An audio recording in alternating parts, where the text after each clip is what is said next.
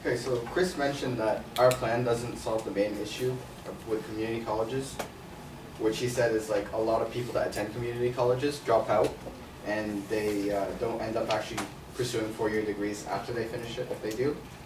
But my first response to that is a large portion of students that drop out from community colleges drop out due to financial reasons.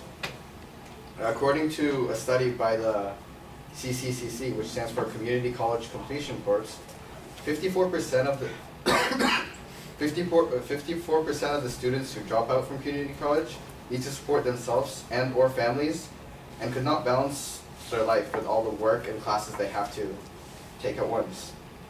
60% of community college students work 20 hours per week, and 25% work 35 or more hours per week.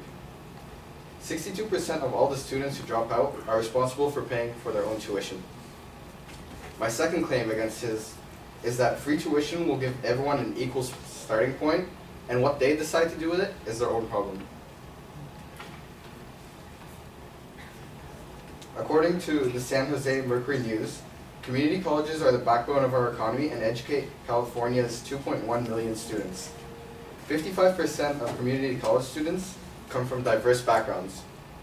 And by making the tuition free, we will be able to add even more diversity to these colleges. My last claim to his point is that the Promise the Promise programs that have been launched in Long Beach and San Francisco shows that these programs are actually effective. Again, according to a study by San Jose Mercury News, according to recent reports, graduates that have completed college-level English have increased by 500%, and students who have completed college-level math have increased by 200% after these institutions introduced these programs.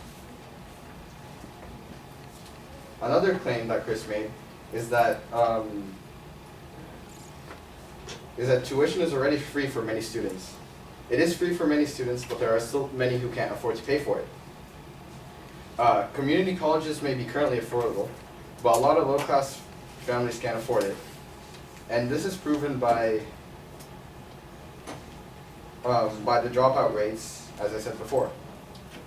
According to Community College Completion Corps, 31% of students drop out because they could not afford college. Mercury News also stated that California has placed a higher burden of education on those who can least afford it. A second claim to respond to him is that post-secondary education prices are on the rise. So even though that a lot of people can currently afford it, the price is currently increasing. According to the Community College Completion Corps, in the last 25 years, college prices have risen by 400%, and in the past 7 years, community college prices have risen by 200%. My final response to his claims is that he says that the money provided by taxpayers should not go towards education, as it will cost a lot of people. It will cost a lot of money if it's allocated to giving everyone free education. However, the money provided by taxpayers would boost the economy and benefit everyone. Even though this might cost the government billions of dollars, at the current rate our education system is going, by 2030 the economy will demand 1.1 million more college graduates than our college provides. And college graduates earn 50% more income than those with a high school diploma. Higher paid workers will be able to spend more money in the economy, which creates more jobs, giving the economy a boost. This also attacks the issue of income inequality in our economy.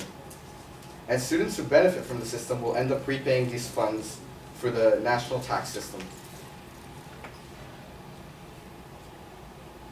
A few decades ago, Governor Pat Brown introduced the California Master Plan, which allowed anyone from anywhere